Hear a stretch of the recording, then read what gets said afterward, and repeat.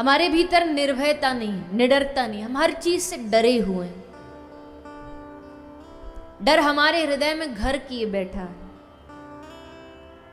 ये करेंगे तो ये नहीं हो जाए।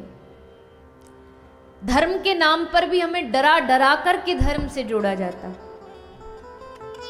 ऐसा करोगे तो नरक चले जाओगे, पाप करोगे तो ऐसा हो जाएगा, और फिर डर के हम धर्म की शरण में आते। लेकिन शास्त्र कहता है भक्त कौन?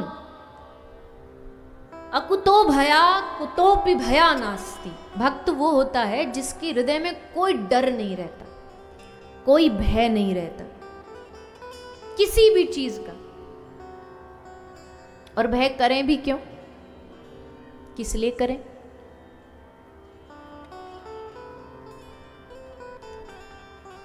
हमारे साथ हैं रघुनाथ, तो किस बात की चिंता? चरण में रख दिया जब माथ, किस बात की चिंता? भय की आवश्यकता उनको पड़ती है जिनका समर्पण नहीं होता। डरते वो हैं जिनको भगवान के प्रति पूर्ण समर्पण भाव नहीं होता, जो समर्पित हो जाता है। जब पितामह ने कहा मैं धरती को पांडवों से पांडव कर दूंगा, तो घर जाकर के अर्जुन चैन की नींद सो गया। किसी ने कहा तुझे डर नहीं लग रहा, कोई प्लानिंग कर, कोई आगे का भविष्य की कुछ चिंता कर। तो अर्जुन ने कहा क्यों करूं? करने वाला देखो उसकी प्लानिंग चालू हो गई होगी, उसने शुरुआत कर दी होगी। और एक बात ध्यान रखिएगा, ये जो भगवान इतनी अर्जुन और इन पांडवों की मदद कर रहे हैं ना, ये भगवान कहते हैं मैंने दुनिया में सबके पास जा जा करके मैं सबकी मदद करूं, ये ठेका मैंने नहीं ले रखा। भगवान किसकी मदद करते हैं? एक रात्रि को जब श्री कृष्ण अर्जुन के कक्ष में आते हैं और आकर के अर्जुन सो रहा है और अर्जुन के चरणों की तरफ बैठ के श्री कृष्ण अर्जुन के चरण दबा रहे हैं कि मेरा अर्जुन थक गया होगा, पूरा युद्ध लड़ते लड़ते ये बेचारा थक जाता है, तो चरण दबा रहे हैं श्री कृष्ण। द्रौपदी ने देख लिया, द्रौपदी बोली राम राम प्रभु क्या कर रहे हो आप, अनर्थ। ये बेचारा तो सोया हुआ, इसको तो कुछ पता ही नहीं इसके संग क्या हो रहा है, इस पे इसके माथे पे आप पाप चढ़ा रहे हो।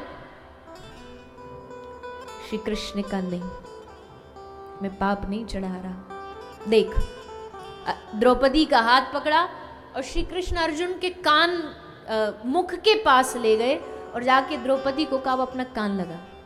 द्रौपदी ने अर्जुन के मुख से अपना कान लगाया तो क्या सुना कि सोता सोता अर्जुन भी बोल रहा था कृष्ण कृष्ण श्री कृष्ण कृष्ण। भगवान ने कहा कि जो मेरे प्रति इतना समर्पित हो हे द्रौपदी, उसके चरण दबाना मेरे लिए कोई बड़ी बात नहीं है, मैं उसके लिए कुछ भी कर सकता हूं। भगवान श्री कृष्ण भगवत गीता में कहते हैं जो मुझे समर्पित होता है योग क्षेमम वहाम्यहम, मैं उसके सब योग क्षेम का, दुख का, सब विपत्तियों का, सबका वहन कर लेता हूं, अपने ऊपर ले लेता हूं। सबका नहीं, जो समर्पित होता है उसका। और जब हमारे जीवन में कोई एक मालिक होता है ना, एक बड़ा प्यारा दृष्टांत दिया जाता है। एक गाय थी, उस गाय को एक बाघ खाने के लिए, शेर खाने के लिए दौड़ रहा था। तो गाय जान बचाती बचाती बेचारी भाग रही थी, शेर पीछे पीछे भाग रहा था।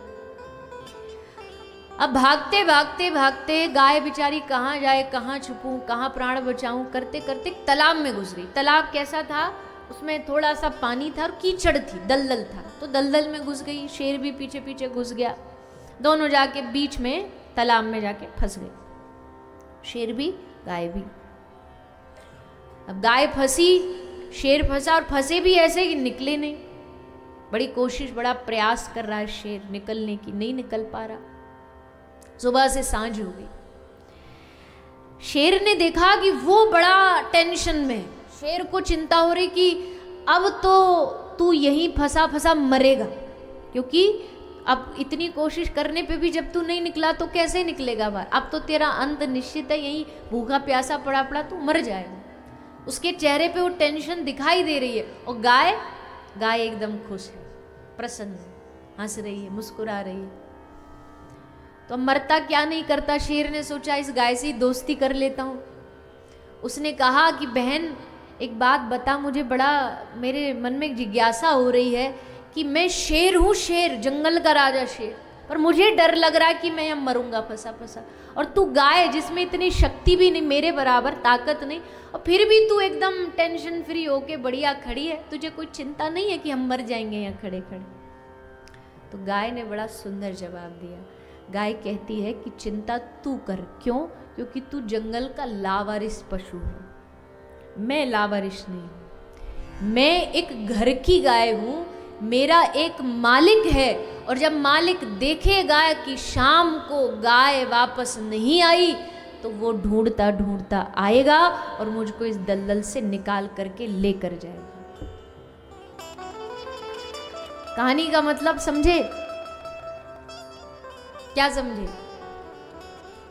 जीवन में एक ऐसा मालिक होना चाहिए, एक सबके जीवन में एक ऐसा मालिक होना चाहिए कि जब कभी लगे ना कि फंसे हुए दलदल में, तो पता हो कि वो निकालने आएगा जरूर, वो निकालेगा, वो फंसा छोड़ेगा नहीं, वो मुझे बाहर निकाल कर लेके जाएगा। वो मालिक का होना ही जीवन की सबसे बड़ी उपलब्धि।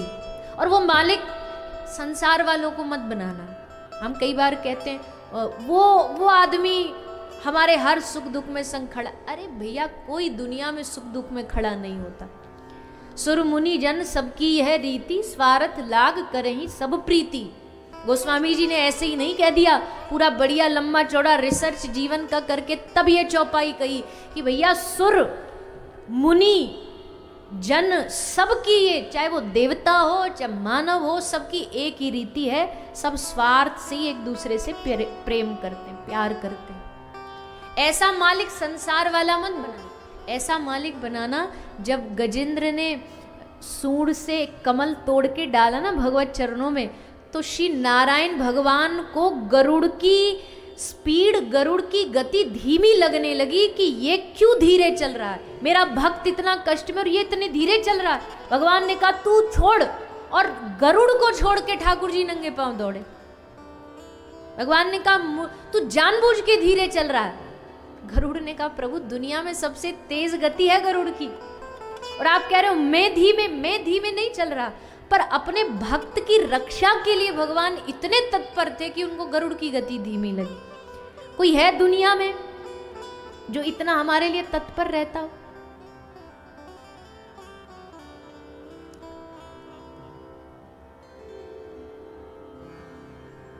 इसलिए मालिक भी चुन के बनाइएगा, अपने जीवन का सेठ भी चुन के बनाइए। संसार वालों को, सेठों को, इनको मालिक, सेठों में सेठ, सवरिया सेठ, बाकी सब डुप्लीकेट। एक राजस्थान में सावरिया सेठ का मंदिर है, वहाँ पे भजन गाते हैं लोग कि हमारे सेठ सावरिया सेठ सबसे बड़े सेठ है, बाकी सब डुप्लीकेट है। ऐसा सेठ चुनो, ऐसा यार चुनो, ऐसा मालिक चुनो, ऐसा आराध्य चुनो जो तुमको कभी अकेला ना छोड़े, कभी भी अकेला ना छोड़े। एक भक्त भगवान से शिकायत करता, प्रभु मैं जब भी चला तो जमीन पर, धरती पर हमेशा 4 पांव के निशान दिखाई दिए, तो मैं समझ गया कि इसमें 2 पांव मेरे हैं, 2 मेरे भगवान के। 4 कदम, यानी श्री ठाकुर जी मेरे संग संग चल रहे। पर प्रभु मुझे शिकायत है कि जब मेरे ऊपर दुख आए ना, तो उसमें से 2 कदम गायब हो गए, आप मुझे छोड़ के चले गए, ये आपने गलत किया। शिकायत कर रहा था भगवान हंसने लगे। भगवान ने हंस के कहा, बाबरे तू सच्चाई जानता नहीं। सच्चाई जानता क्या है? 4 कदम थे, 2 तेरे 2 मेरे, लेकिन जब दुख आया तो केवल 2 कदम बचे। जानता वो 2 कदम तेरे नहीं थे, वो मेरे थे। क्यों? क्योंकि उस दुख की घड़ी में मैंने तुझको अपनी गोदी में उठा रखा था, मैंने तुझे अपने हाथों में उठा रखा था। चल मैं रहा था, कदम मेरे थे। तो तू ये मत सोच कि उस विपत्ति को तूने पार कर लिया, पार कराने वाले भी श्री ठाकुर जी। बस इतनी सी बात बुद्धि में भरनी है, ये समर्पण भाव। कथा का मतलब क्या है? क्या है कथा का मतलब? मैंने पहले ही दिन कह दिया, कथा कोई मनोरंजन का साधन नहीं। कथा का बस इतना सा मतलब है कि पहले दिन आप यहाँ कोई भी भाव लेके आए हो। मैंने आपसे पूछा था जो पहले दिन आए थे, आप क्या पुण्य लेने आए हो? आपने हाथ खड़ा किया। मैंने कहा गलत जगह आए हो, ये जगह पुण्यों की नहीं है। और फिर धीरे धीरे इस 7 दिन में ऐसा भाव हमारे हृदय में बैठ जाए कि एक ही बात जुबान पर हमें याद रहे, एक ही बात याद रहे कि हे नाथ तू मेरा है, मैं